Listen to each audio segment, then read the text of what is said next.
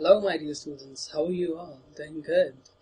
So, I welcome you all to the very next class. In this class, we are going to talk about e-governance. What is e-governance? We are going to talk about the measures which are taken by the government for government of other state and for basically the citizens of India.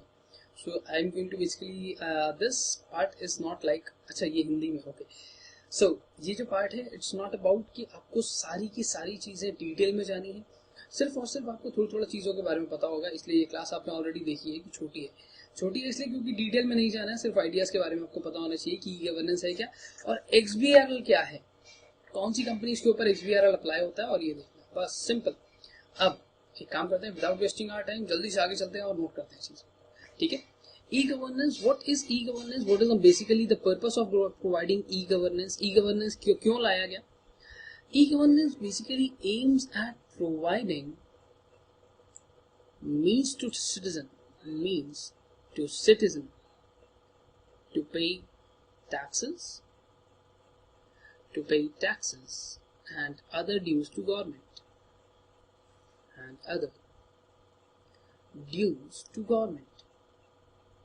so that एक इंसान है बेटा, अगर हम बात करें आपको government को क्या पे करना होता है, आपको गवर्नमेंट को क्या क्या पे करने होता है, टैक्सेस पे करने होते हैं. आपको गवर्नमेंट को टैक्स पे करना होता है चाहे किसी भी फॉर्म में, चाहे अगर आप मतलब दुकानदार हैं तो आप GST पे करते हैं.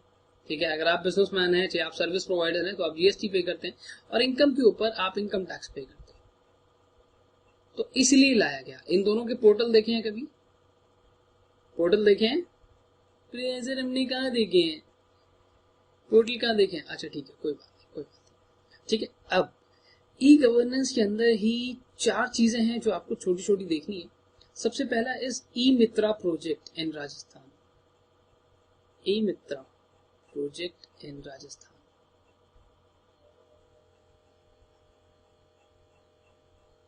इस प्रोजेक्ट के अंदर क्या हुआ था? This project basically provide information and services.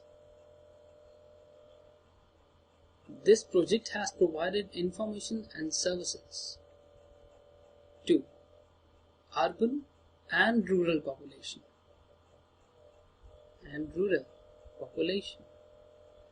इसने क्या किया था? दोनों ही चीजें, इंफॉर्मेशन भी और सर्विसेज भी. आज के टाइम पे दोस्तों अगर आपको पैन कार्ड बनवाना है, बहुत बड़ी बात चलो मैं आपसे नहीं करता, तो अगर मैं आपसे लड्डू बात करूं पैन कार्ड बनवाना है तो पहले क्या होता था? आपको एक सेंटर पे जाना, उस सेंटर पे आप जाते थे, फिर उसके बाद आप वहां पे खड़े होते थे, लाइन में लगते थे, फिर वो लोग आपसे मतलब साइन करवाते थे अपने सामने फॉर्म 49A पे, फिर उसके बाद वो आगे डिस्पैच होता था. The same things used to happen. कहां पे होती थी? Ministry of corporate affairs.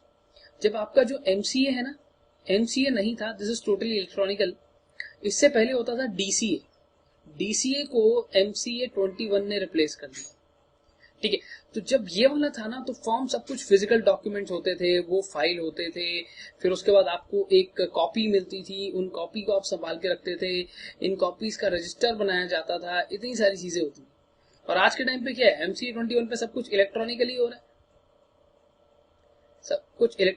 रहा है, this electronical platform has basically entered into the government part and towards the citizen part. अब ई मित्रा प्रोजेक्ट इन राजस्थान. रुको देखो बेटा, यहाँ पे क्या होता था? This is basically the document which is associated with e Mitra. E Mitra एक प्रोजेक्ट था जिसको राजस्थान में शुरू किया गया. अभी जो प्रोजेक्ट गवर्नमेंट ऑफ राजस्थान ने शुरू किया, ये लोग मेंबर्स हुआ करते थे and at present it's serving more than 7,000 kiosk. 18 lakh से ज्यादा सिटीजन हर महीने और एवरेज रेवेन्यू कलेक्शन 200 करोड़. अब ये लोग क्या करते थे? ये लोग करते क्या हैं? They are providing to provide all government services to common man in his locality. एक सीधा फंडा कि एक ही प्लेटफॉर्म जहां पे उसको सारी सर्विसेज मिल जाएंगी. उसको ये नहीं है कि उसको अलग अलग चीजों के लिए अलग अलग जगह भागना पड़ रहा है. ठीक है. ऐसा नहीं होगा कि उसको हर एक चीज के लिए अलग जगह भागना पड़ रहा है. ये कुछ प्रोजेक्ट हिस्ट्री है, इम्प्लीमेंटेशन की, टोटल नंबर ऑफ ट्रांजेक्शन कितनी हुई, इवोल्यूशन ऑफ मित्रा कैसे आया. ठीक है. आपको सिर्फ इतना पता ना कि ई मित्रा नाम की एक चीज है, इतना बहुत है. ठीक है, इतना बहुत है. वैसे और ज्यादा जाने की जरूरत है नहीं. सिर्फ चीजें तो इतनी है कि अगर हम पढ़ने शुरू करें तो मतलब पता नहीं क्या क्या आ जाएगा. और ये है आपकी ई मित्रा की वेबसाइट. तो ऑनलाइन वेरिफिकेशन सेक्शन है. सो बेटा देखो, क्या था यहाँ पे? So we were talking about e Mitra. E Mitra की हम बात कर रहे थे। तो e Mitra is a project which was started in Rajasthan relating to e governance and this was started back in the year 2004। 2004 में शुरू हुआ था। अब मैं आपको थोड़ा सा इनके बारे में भी बता देता हूँ अबाउट ई मित्रा। राइट, ये देखना है।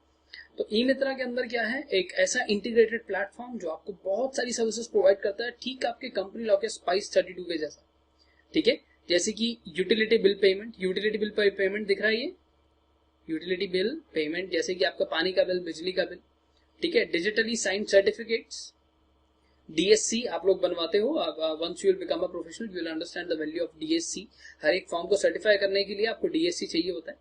बैंकिंग के लिए देखो, बैंकिंग के लिए, टेलीमेडिसिन के लिए, ऑनलाइन आपको मेडिसिन ऑर्डर करनी है, या फिर आपको कोई और सर्विसेज हैं जो भी इसमें आती हैं, सारी की सारी चीजें क्या है, एक इंटीग्रेटेड प्लेटफॉर्म जहां पे आपको सारी सर्विसेज मिल जाती है एक ही जगह पे। Now moving on to next, एक है आपका ये ई मित्रा प्रोजेक्ट जो कहाँ है, राजस्थान में। जो सेकेंड है दैट इज ई सेवा। ई सेवा इन आंध्र प्रदेश। क्या पता एक दो क्वेश्चन में पूछ ले कि हाँ भैया क्या होता है। It basically provides G2G and G2B initiatives. G2G क्या होता है, गवर्नमेंट टू गवर्नमेंट। जैसे आपने सेंट्रल गवर्नमेंट से स्टेट गवर्नमेंट वाली साइड पे कुछ प्रोवाइड किया, या गवर्नमेंट टू बायर। ठीक है, आई बात समझ। या फिर गवर्नमेंट, इट्स G2C होगा या C होगा बहुत जगह पे। अगर G2C है that means government to customer, government की साइड से सीधा कस्टमर को सर्विसेज अवेलेबल होती है, तो इट्स G2C। ठीक है, ये ई सेवा है आंध्र प्रदेश में। ये भी दिखाऊं, चलो दिखा देता हूँ थोड़ी सी। देखो बेटा, ये है इट ऑल अबाउट ई सेवा। ई सेवा कब शुरू हुआ था, आई मीन चलो अबाउट ई सेवा अब आपको दिखाता हूँ। इट्स ऑल अबाउट ई सेवा, लुकिंग एट द सर्विसेज। बहुत सारी डिटेल्स यहाँ पे दी हुई है। खैर कोई बात नहीं, अभी हम देखते हैं कि मुद्दे की चीज हमें क्या देखनी। बेटा यहाँ पे जैसे कि मैंने आपको बताया था, दो टाइप के सर्विसेज हैं। एक है G2G यानी कि गवर्नमेंट टू गवर्नमेंट। तो गवर्नमेंट टू गवर्नमेंट जो भी सर्विसेज हैं वो यहाँ पे है आपकी। गवर्नमेंट की क्या पॉलिसी है, PPP, government industry and commerce, क्या न्यूज है। जो अगर हम आंध्र प्रदेश की बात करें वहां पे तेलुगु बोली जाती है, राइट। तो तेलुगु के अंदर क्या न्यूज है, और कोई न्यूज अगर ऑनलाइन न्यूज है तो उनकी न्यूज क्या है। उसके बाद आपका जो लिंक्स हैं, जो भी रिलेवेंट लिंक्स आपको हैं, जैसे गवर्नमेंट ऑफ आंध्र प्रदेश की अगर हम बात करें तो रेलवेज के अंदर क्या आपका पीएनआर स्टेटस है, ये सारी फैसिलिटीज इन लोगों ने the customer point of view से। ठीक है, ये देखो फ्री आया पे बिल, देखो सबसे राइट में, देखो सबसे राइट में ये रहा पे बिल। अगर मैं पे बिल पे क्लिक करूं तो मेरे को लॉगिन आईडी मांगता है क्या, ठीक है। उसके बाद नेक्स्ट पॉइंट है, ये रहा आपका गवर्नमेंट ऑफ आंध्र प्रदेश कि आपको कैसे फैसिलिटीज को यूज करना है। यूज करके दिखाऊं क्या, चलें आगे। हाँ बताओ, लॉग इन कर दूं, चलें देखें एक बारी क्या होता है, देखते हैं। चलो आओ देखते हैं। जब बच्चे कह रहे हैं, जब कस्टमर कह रहा है दिखाओ तो देखो। ठीक है, ये रहा पे विदाउट लॉगिन। ये क्या है, transaction search, idea, Airtel, Aircel, बस यही ऑनलाइन सर्विसेज हैं, बस छुट्टी। मतलब आपने देख लिया कि हाँ, I mean first of all it's written over here, it's not secure. ठीक है, तो एक तो सिक्योर वेबसाइट नहीं है, कोई बात नहीं, गवर्नमेंट ऑफ आंध्र प्रदेश ने बहुत ज्यादा काम नहीं किया है। फिलहाल बेटा अब हम चलते हैं उस पॉइंट पे जो हमारा नेक्स्ट वाला है। ई सेवा इन आंध्र प्रदेश आपने देख लिया, दो टाइप से सर्विसेज प्रोवाइड करता है, एक तो बायर को या कस्टमर को, और एक गवर्नमेंट को खुद को। नेक्स्ट जो तीसरा है that is race. Race picture नहीं है, नहीं, रेस मूवी का नाम नहीं है। रेस का मतलब है revenue administration. Revenue administration through computerized energy. Through computerized energy. ठीक है, आप कुछ बच्चे ये मत कहना कि सर आपने वो रिचार्ज वाला पेज दिखाया था वहां जाके रिचार्ज कर लें, नहीं, वहां सिर्फ आंध्र प्रदेश के लोग रिचार्ज कर सकते हैं। आई बात समझ। हाँ, ये कहां पे ऑपरेट कर रहा है, it is operating in Bihar. Sir race, हाँ, रेवेन्यू एडमिनिस्ट्रेशन, आई मीन जो भी आपका रेवेन्यू है उसको आप कैसे एडमिनिस्टर करते हो, कैसे आप उसको मॉनिटर करते हो। देखो सामने ये है एक, आई मीन आप लोग कह सकते हो एक डॉक्यूमेंट जो किसी बंदे ने बनाया on race, revenue administration through computerised energy. तो ये आई मीन बिहार स्टेट इलेक्ट्रिसिटी बोर्ड की एक कहानी है जो बहुत लंबी चौड़ी है। हम लोगों को सिर्फ इतना ही पता हो कि ये एक ई गवर्नेंस का पार्ट है, उतना ही बहुत है। ई गवर्नेंस इनिशिएटिव है ये। इतना ही आपको पता हो तो आपके लिए बहुत है, और ज्यादा डिटेल में मैं आपके साथ दोस्तों नहीं जाऊंगा इसके अंदर।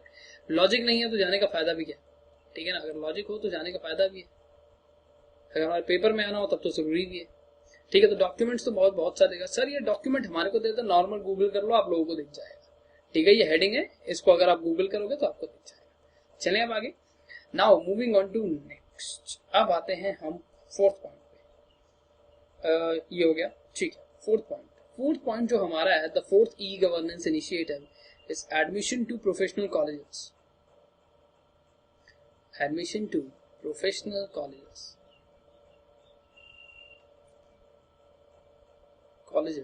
in कर्नाटका।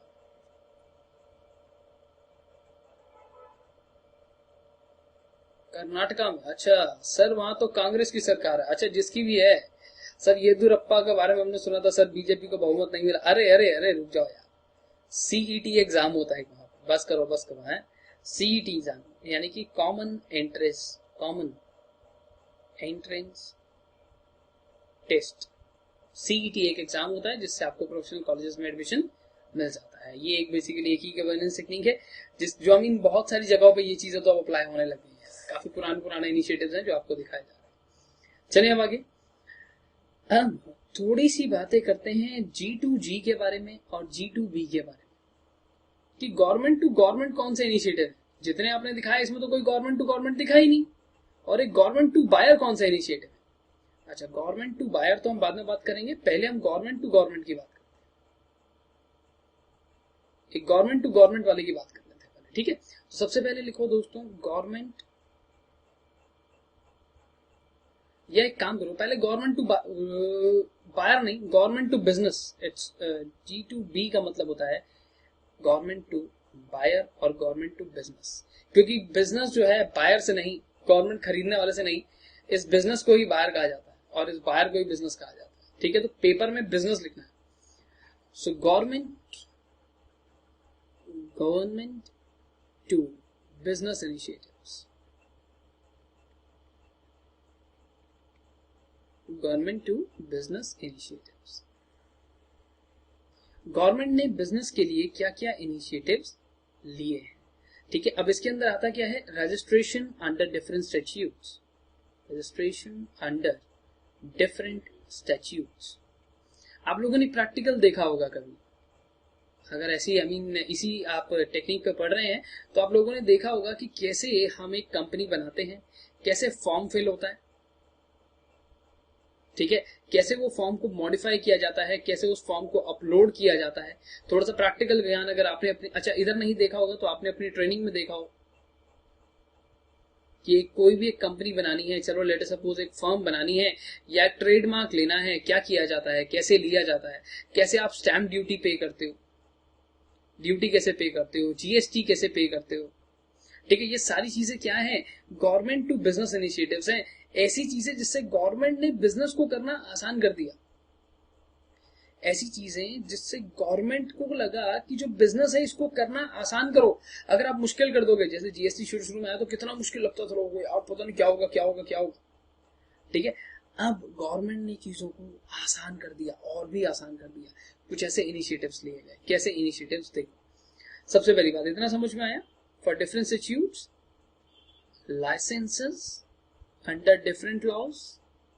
बेटा कोटा वो कस्टम कोटा सुना है, कस्टम के अंदर अगर आप इंपोर्ट करते हो वो सुना है, ठीक है।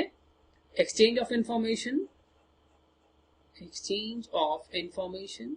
जैसे आप गवर्नमेंट के साथ कुछ इंफॉर्मेशन को एक्सचेंज करते हो, जैसे कि आप उनको कंपनी लॉ की बात करता हूं, लड्डू बात, आपकी कंपनी का ऑडिटर रिजाइन कर गया या आपका कोई डायरेक्टर रिजाइन कर गया तो आप एडिक्वेट फॉर्म्स जो होते हैं वो फाइल करते हो, ठीक है। एक्सचेंज ऑफ इंफॉर्मेशन ऐसा होता है, ठीक है, between government and business, between government and business, government और बिजनेस के बीच में, ठीक है। चले आगे। Now moving on to next. अब कौन कौन सी ऐसी चीजें हैं जो G2B है। G2B का मतलब फिर से बता रहा हूं दोस्तों, गवर्नमेंट टू बिजनेस है, गवर्नमेंट टू बायर नहीं है। एक बार अगर टीचर ने गलत बोल दिया तो हाथ पांव धो के नहा धो के पीछे मत पड़ जाना, ठीक है।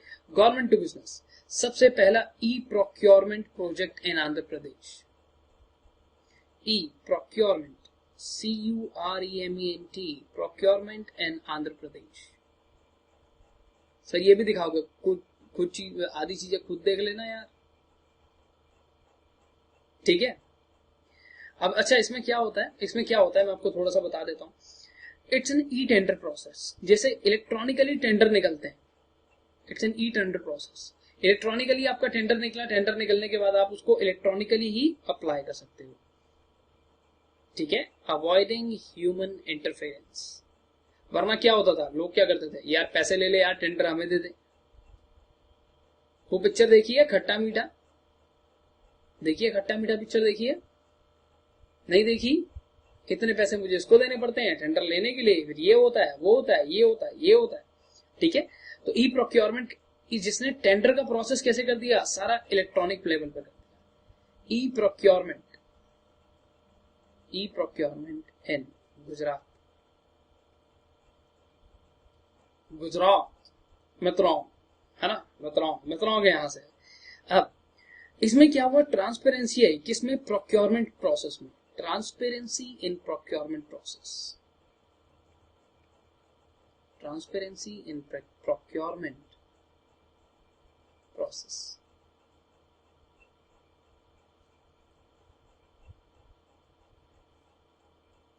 Comma, availing competitive price.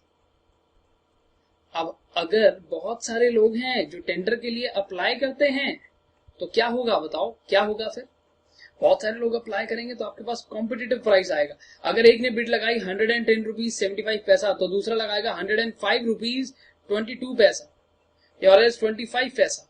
आपके लिए तो कंपटीशन बढ़ रहा है, कंपटीशन बढ़ रहा है तो किसका फायदा है दोस्तों, हमारा ही तो फायदा है, कस्टमर का ही तो फायदा है, कस्टमर का ही तो फायदा है।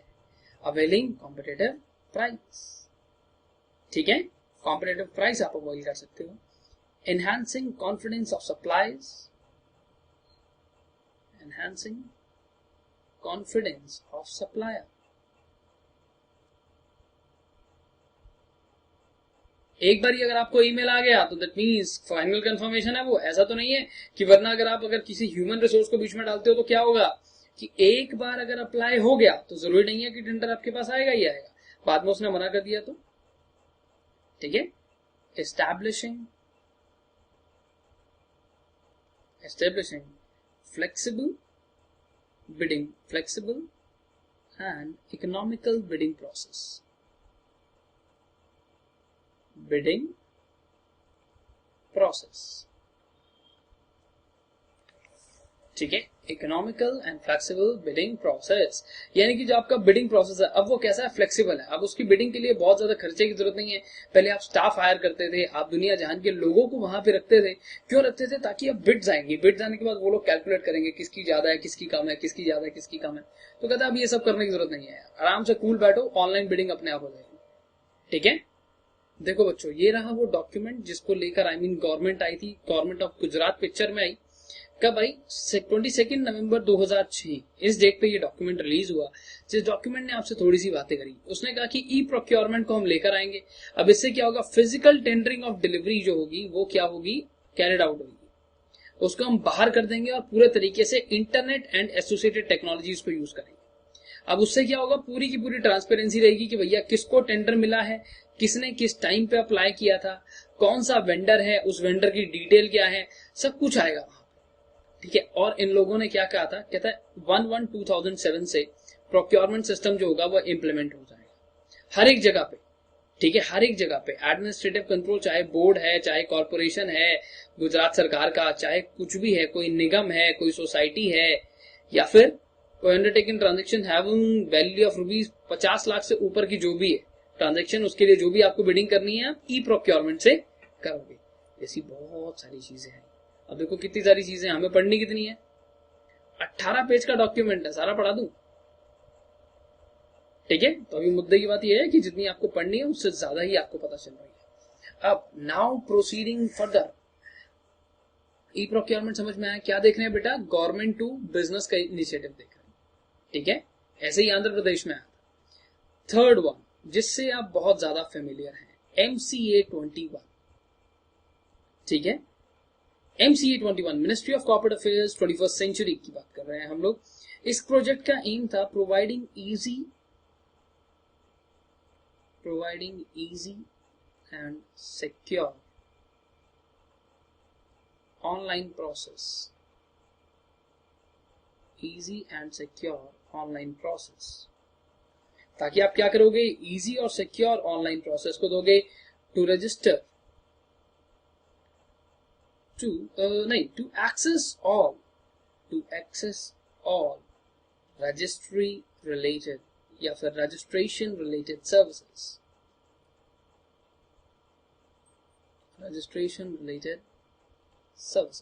जितनी भी सर्विसेज हैं आप उनको आराम से लॉग इन करके पता लगा सकते हैं, ठीक है। So this service is provided to corporates and other stakeholders.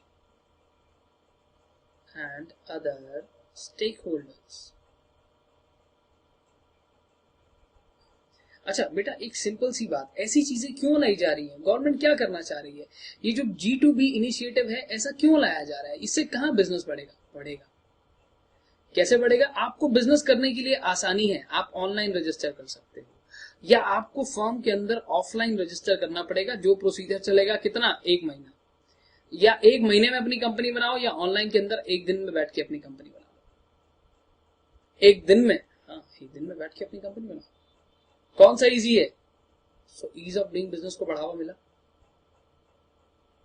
आई बात समझ?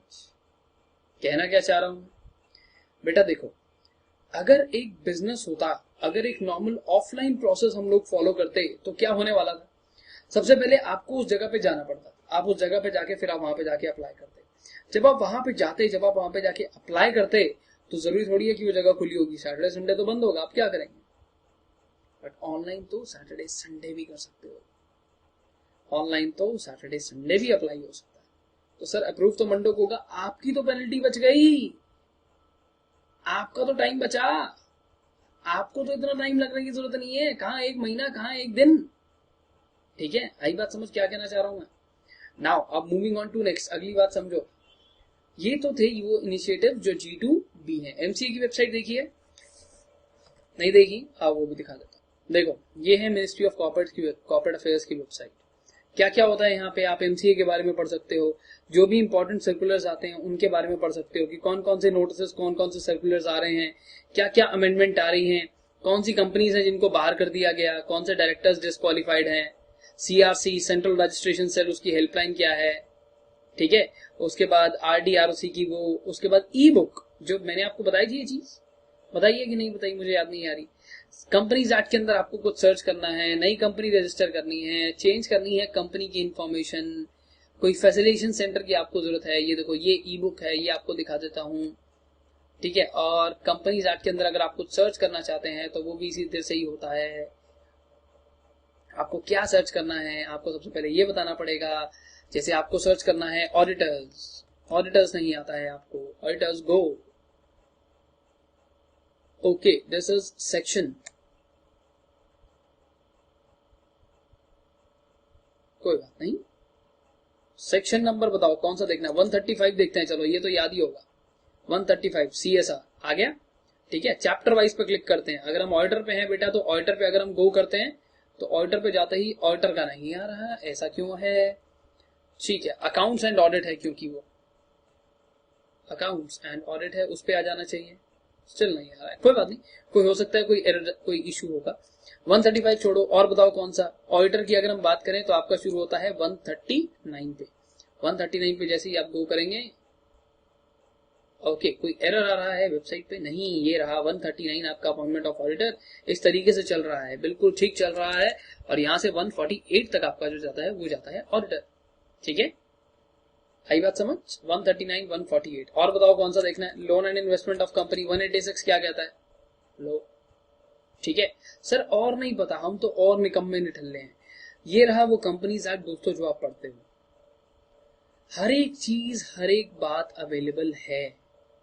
अभी आप सेक्शन टाइटल में ढूंढ रहे हो, सेक्शन कंटेंट में अगर आपको जाना है तो देखो, अभी अपने आप सर्च करके आपके सामने ले आएगा सारी कहानी कि कहाँ कहाँ पे ऑडिटर की बात की है हम लोगों ने, रिडक्शन ऑफ शेयर कैपिटल में, नोटिस ऑफ मीटिंग में, स्टेटमेंट में, पोस्टल बैलेट में, कहाँ कहाँ पे आप ऑडिटर की बात करते हो, कहाँ पे ऑडिटर वर्ड यूज हुआ है, ये सारी की सारी कहानी आपको दे देगा कि ऑडिटर का दूर दूर तक लेना कहाँ पे है, सेक्शन की नोटिफिकेशन डेट क्या है। एनएफआरए अभी तक आया नहीं है तो इसलिए देखो नोटिफिकेशन अवेटेड है, जिस दिन नोटिफिकेशन आ जाएगा यहाँ पे तारीख आ जाएगी, ठीक है। कौन सा सेक्शन कौन सी डेट पे आया है सब बताता है, सब। कंपनीज अमेंडमेंट एक्ट 2017 आ चुका है, ये है वो है, पूरी की पूरी कहानी, हर एक चीज पूरे तरीके से डिटेल में आपको बताई जाती है। और क्या कुछ दे रहे हो क्या गवर्नमेंट को इसके बदले में? टैक्स दे रहे हो ना, चल तो रहा है यार, कौन कहता है यार, ठीक है ना। देखो कितनी आसान है चीजें, कितनी मुश्किल लगती है। टीचर ने दे दिया, वही घोल के पढ़ लिया, बस देखा भी नहीं सही पढ़ा रहा गलत पढ़ा रहा, पढ़ते गए। ट्रस्ट करो टीचर पे, पर इतना भी नहीं कि अपनी आंखें बंद कर लो। अब एक है G2G इनिशिएटिव, सर वो इतना ही था? हाँ बेटा इतना ही था, यानी कि गवर्नमेंट टू गवर्नमेंट इनिशिएटिव्स। अब ये गवर्नमेंट टू गवर्नमेंट जो इनिशिएटिव्स हैं, there is large scale information processing,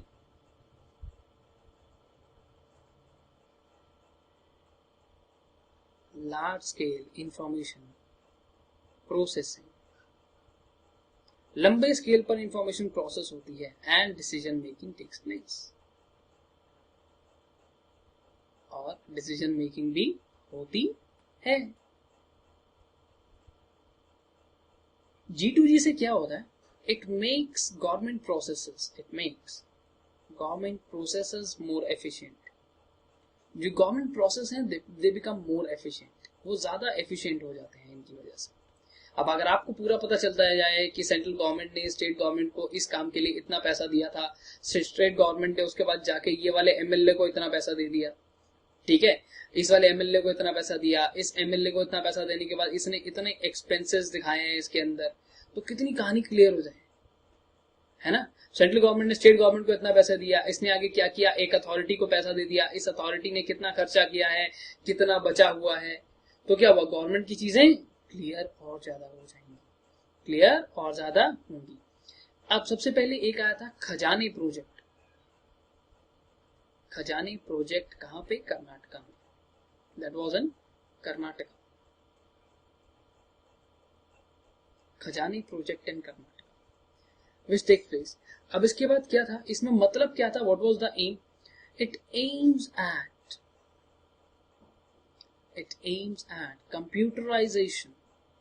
computerization of entire treasury related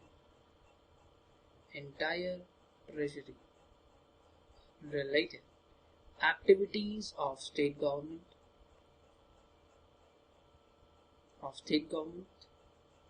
and system that tracks every activity of state government,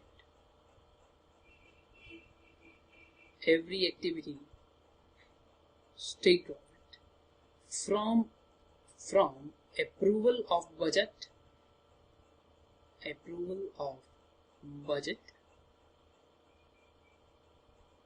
to, बेटा पॉज करो, यहां पे पॉज करो, from approval of budget to rendering accounts to government।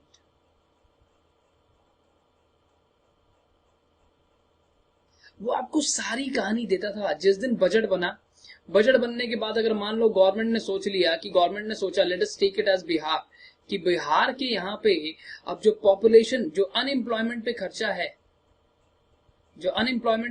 है, वो होगा 5 लाख करोड़। अब Bihar employment पे बजट में डिसाइड कर लिया गया। अब जब बिहार गवर्नमेंट क्या करेगी, इट विल डू एक्सपेंडिचर, ये अपना एक्सपेंडिचर करेंगे। एक्सपेंडिचर करने के बाद ये क्या करेंगे, अपने अकाउंट्स बनाएंगे।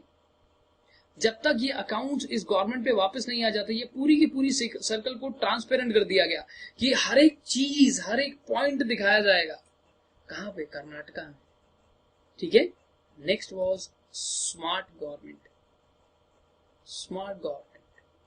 And Andhra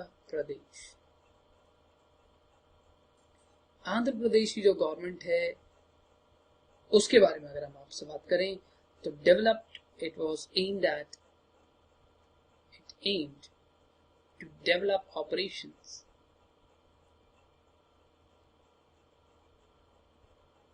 aimed to develop operations, enhance efficiency,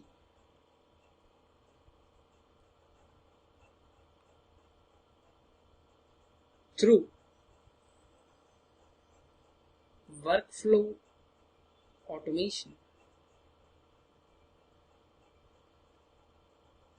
and knowledge management and knowledge management.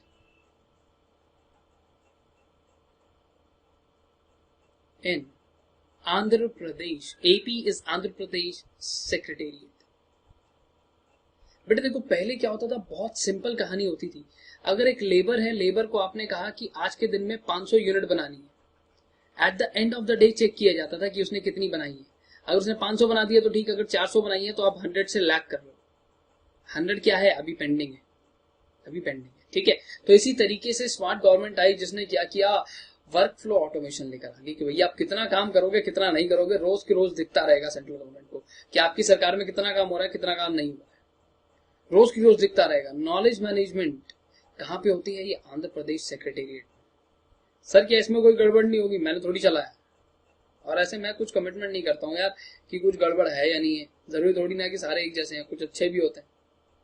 मेरे को क्या पता गड़बड़ है या नहीं है, अच्छी चीज है, गवर्नमेंट लेके आई है तो डेफिनेटली अच्छा ही होगा, फिर गड़बड़ तो नहीं है। बड़े सीआईडी बन रहे हैं सारे बैठ के यहाँ पे, सीआईडी मत दो, चलो आगे चलते हैं।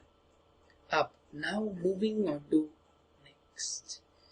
Next is, now the topic is over, e governance का आपका टॉपिक खत्म हो चुका है। अब हम आए हैं XBRL पे। XBRL it's extensible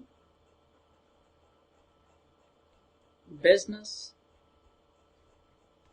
reporting language.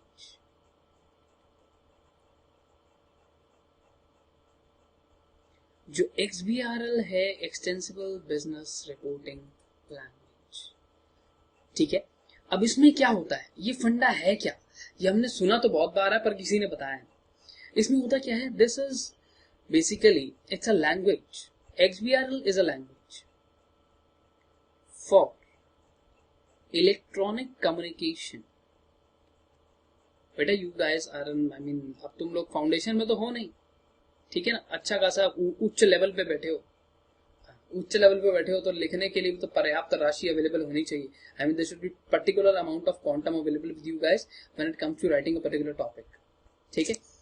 Electronic communication of financial data of business, of financial data of business का financial data which is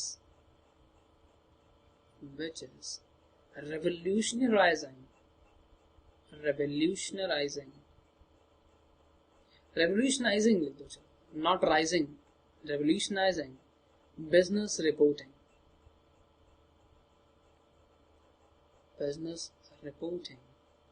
around world.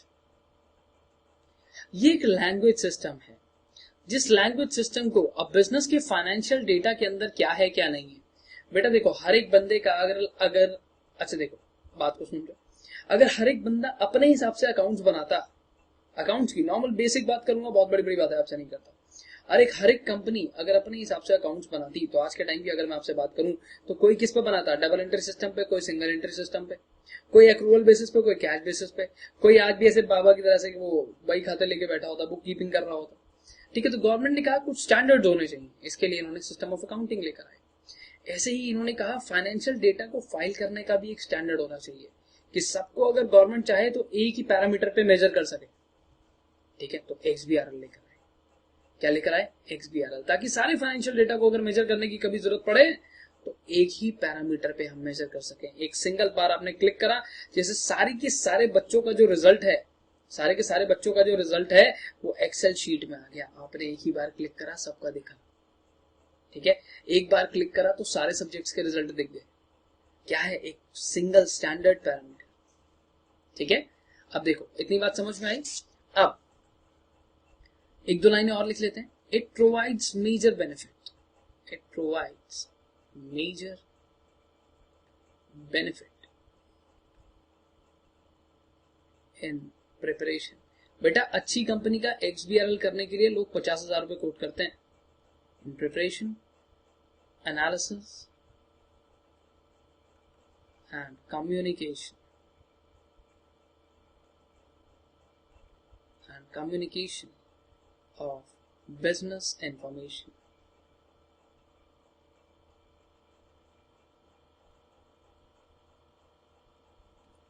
Communication of business information.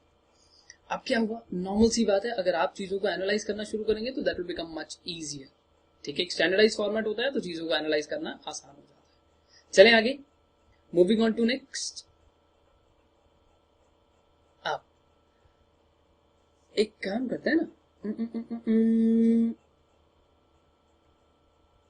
चल कोई बात नहीं, छोटी छोटी बात कर लेते हैं कि what are going to be the the advantages. What are going to be the advantages. आपके पास एडवांटेजेस क्या क्या होते हैं इफ यू अडॉप्ट XBRL. अगर आपकी कंपनी अडॉप्ट करती है XBRL. सर कोई भी अडॉप्ट कर सकता है? नहीं, मैं बताऊंगा कौन सी कंपनी अडॉप्ट कर सकती है, कौन सी नहीं. एडवांटेजेस क्या क्या है? सबसे पहली बात, इट्स कॉस्ट सेविंग. सरासर गलत, जिसको फाइल करना होता है पता कितने पैसे ले लेता है. Greater efficiency. हाँ ये बात है कि एफिशिएंट है आप जस्ट बाय मेयरली जिसके पास चीजें चेक करने के लिए ऑप्शन है. दैट मींस गवर्नमेंट ने एक NPO बनाया है इसके लिए, एक सेक्शन 8 कंपनी बनाई है इसके लिए जो ये सारी चीजें चेक करती है. I mean greater efficiency, improved accuracy, it's more accurate. Improved accuracy, एक भी एरर होता तो एक्सेप्ट ही नहीं करता है. इंप्रूव्ड एक्यूरेसी, रिलायबिलिटी,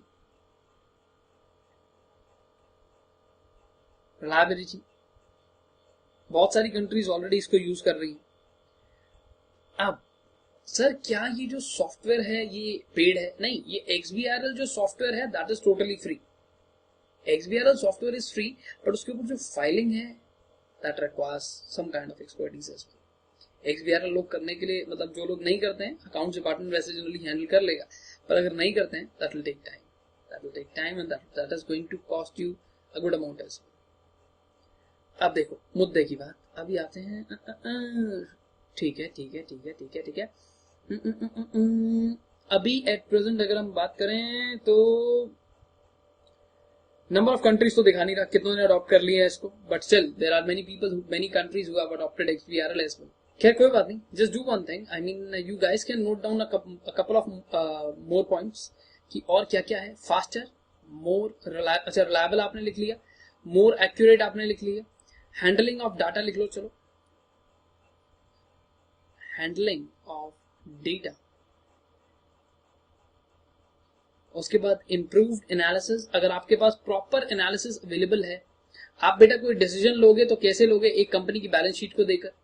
ठीक है, आप देखकर कि हाँ मतलब कैसी चीजें चल रही हैं, और क्विक डिसीजन मेकिंग हो सकती है इससे. आपको डिसीजन लेने के लिए अगर आपके पास सारी चीजें अवेलेबल हैं at a particular point of time, तो डिसीजन लेने में प्रॉब्लम नहीं आएगी. तो डिसीजन लेने में कभी प्रॉब्लम आएगी ही नहीं. अगर आपके पास सारी चीजें अवेलेबल हैं, कि आई मीन नोट्स क्लास के अवेलेबल हैं, बुक अवेलेबल है, आपके पास सब कुछ ही अवेलेबल है, सारी की सारी कहानी अवेलेबल है, तो अब क्या होगा? क्या होगा बोलो, क्या होगा? हाँ, तो डिसीजन लेने में आसानी आएगी. आपको पता चल गया कि हाँ वो कहाँ रहती है, क्या करती है, प्रोफेशनल है या पढ़ रही है तुम लोगों जैसी, तभी तो डिसीजन लोगे. या ऐसे ही मतलब कुछ भी नहीं पता हो सीधा चले जाओगे हैं फिल्मों की तरह. चलो, अब now moving on to next. अब इंडिया में क्या हुआ है? इंडिया के अंदर बेसिकली सेपरेट कंपनीज इनकॉर्पोरेटेड. पुराने वाले एक्ट की बात करें तो सेक्शन 25 उस जमाने में आ चुकी थी, पर आज के टाइम के एक्ट की बात करें तो सेक्शन 8 ऑफ कंपनीज एक्ट 2013, जिसमें आपने NPO के बारे में पढ़ा है. NPO बहुत सारे तरीके से हो सकता है. That can be a trust, that can be a society, that can be a section 8 company as well. ठीक है, अब separate company has been created. एक सेपरेट कंपनी को क्रिएट कर दिया गया है, हैज बीन क्रिएटेड. अब ये इस सेपरेट कंपनी के देयर आर सम ऑब्जेक्टिव्स. अब इनके ऑब्जेक्टिव्स क्या है, करना क्या चाहते हैं ये सेक्शन 8 कंपनी वाले? Create awareness about XBRL. लोगों को बताओ कि XBRL भी कुछ है, about XBRL. In India, India में बनाई है तो इंडिया में ही शोर मचाना है, पता चले पाकिस्तान जाके शोर मचा रहे हो कि XBRL यूज करो, नहीं। Develop and maintain taxonomies, sorry, Indian taxonomies.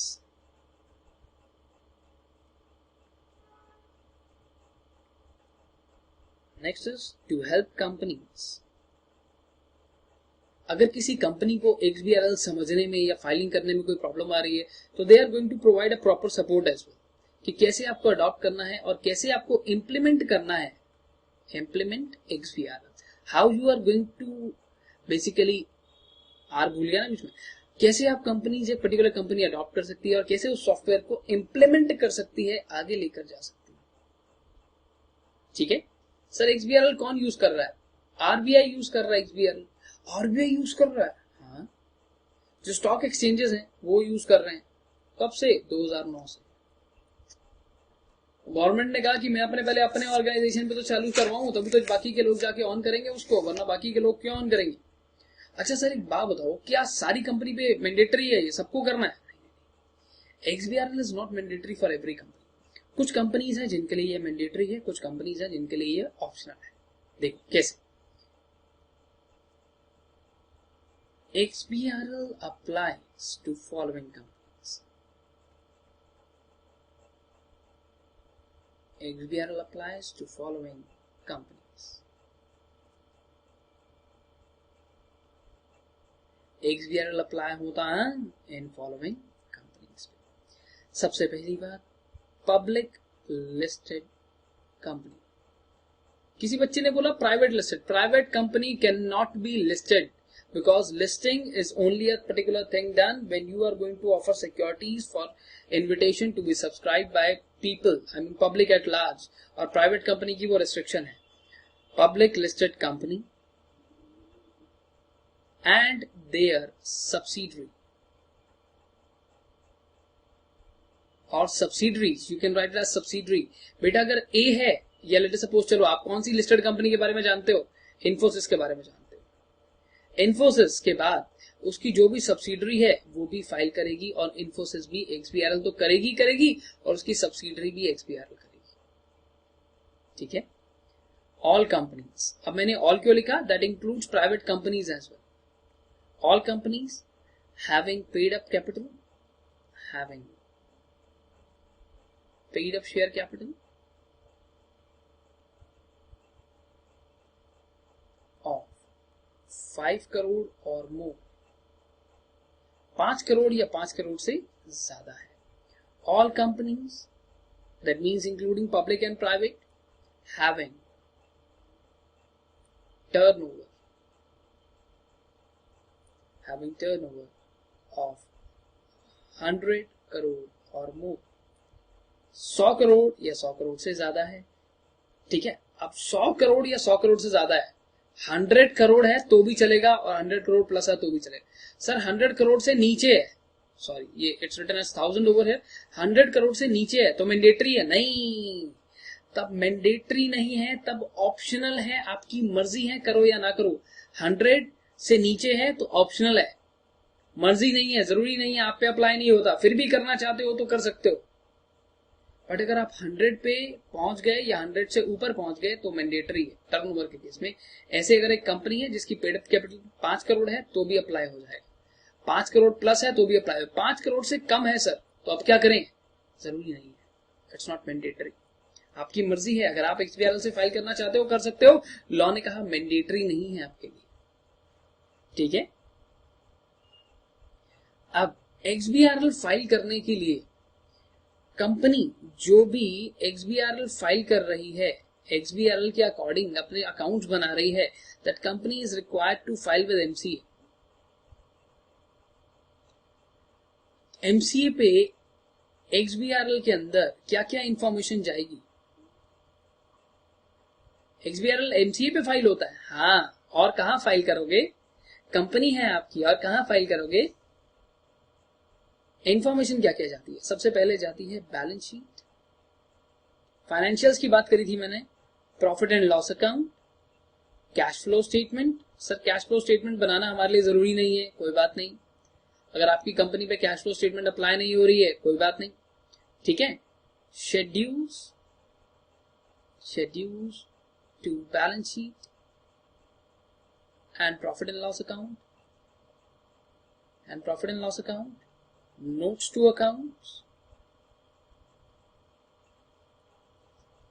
accounts, statement of subsidiary company कि आपकी सब्सिडरी कंपनी की क्या स्टेटमेंट है। AOC 1 सुना है, AOC 1 accounts of companies 1, AOC 1 जिसको XBRL में फाइल करते हैं, ये सुना है। Salient features of subsidiary which is required to be filed by the holding company, सुना है, ठीक है। इसके साथ में आपकी जाती है auditor report, director report. Sir director report माने board report. Sir director responsibility statement नहीं, डायरेक्टर रिपोर्ट का मतलब होता है BOD report, board of directors की रिपोर्ट, ठीक है। और उसके बाद कॉस्ट ऑडिट अगर आपकी कंपनी पे कॉस्ट ऑडिट अप्लाई होती है तो उसके रिपोर्ट। ये सारी रिपोर्ट्स XBRL का पार्ट बनकर कहां पे फाइल की जाती हैं दोस्तों? ये फाइल की जाती हैं MCA पर। अब MCA पर फाइल तो आप कर रहे हो, कुछ ऐसे इश्यूज हैं जो आपको फेस करने पड़ सकते हैं, ठीक है। कुछ ऐसे इश्यूज हैं जो आपको फेस करने पड़ सकते हैं अगर आप XBRL से फाइल कर रहे हो, ठीक है। चलो अब चलते हैं नेक्स्ट पे, यहां पे पॉज करो इसको, pause, yes. Challenges while adopting XBRL। जब आपने XBRL को अडॉप्ट किया और XBRL को इंप्लीमेंट करने के लिए जा रहे हो, अडॉप्टिंग या फिर इंप्लीमेंटिंग XBRL। अब वैसे इशू अडॉप्टिंग पे ही आता है, इंप्लीमेंटिंग पे नहीं आता, इंप्लीमेंटिंग में हटा देता हूं। जैसे ही आपने अडॉप्ट कर लिया, कंपनी ने अडॉप्ट कर लिया, ठीक है। वाइल इसको थोड़ा सा और बेटर करके लिखता हूं, थोड़ा सा और बेटर करके लिखते हैं। चैलेंजेस नोट तो नहीं किया था अभी सर, आपकी तरह इरेजर नहीं है, मेरी तरह टीचर बन जाओ तुम लोग, इरेजर मिल जाएगी तुम लोग। Challenges which companies might occur, which companies might encounter, which companies might encounter as they adopt XBRL, as they adopt XBRL। अब XBRL में क्या क्या चैलेंजेस हैं जो आपको आने वाले हैं?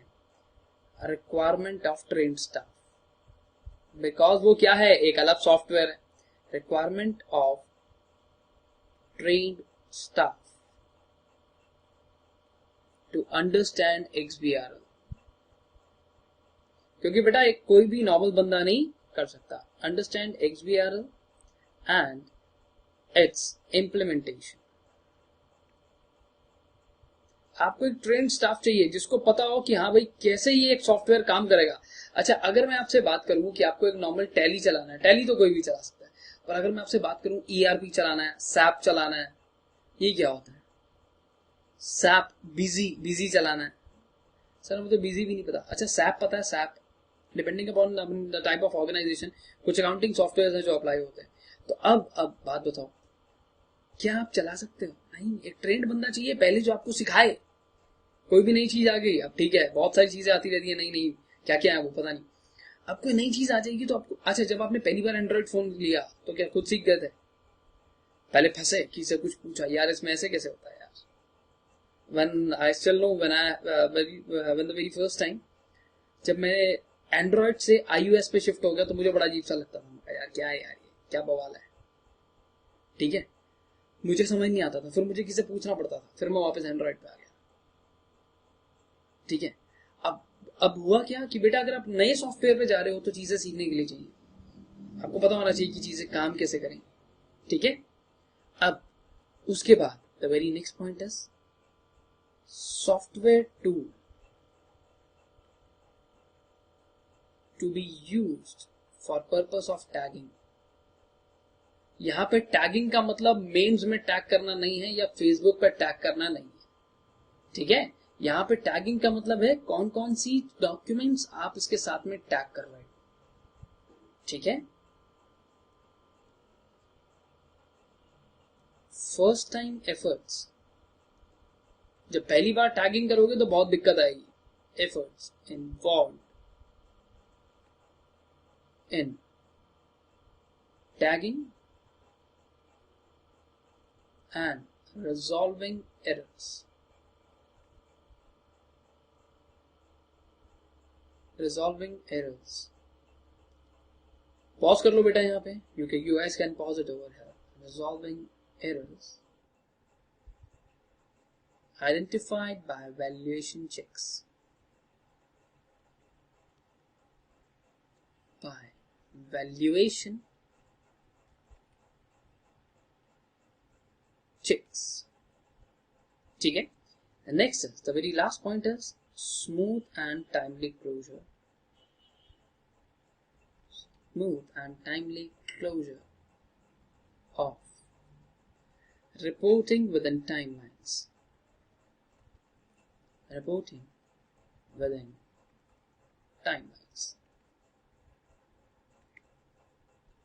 आपको प्रॉपरली टाइम में आप उसको कंप्लीट कर लें, ये भी बहुत बड़ा चैलेंज है अगर पहली बार कोई काम करने के लिए जा रहे हैं, ठीक है। कुछ ऐसे बहुत बड़े बड़े पॉइंट्स मुझे नहीं दिखे कि हाँ इसने कुछ ऐसा आपको बताया हो जिसको सुन के हमें लगे कि हाँ यार सही में बहुत, अगर एक अच्छी सी क्या कहते हैं ड्राफ्टिंग स्किल है हमारे पास, तो ऐसे चैलेंजेस तो आप लोग खुद ही लिख सकते हो, ठीक है।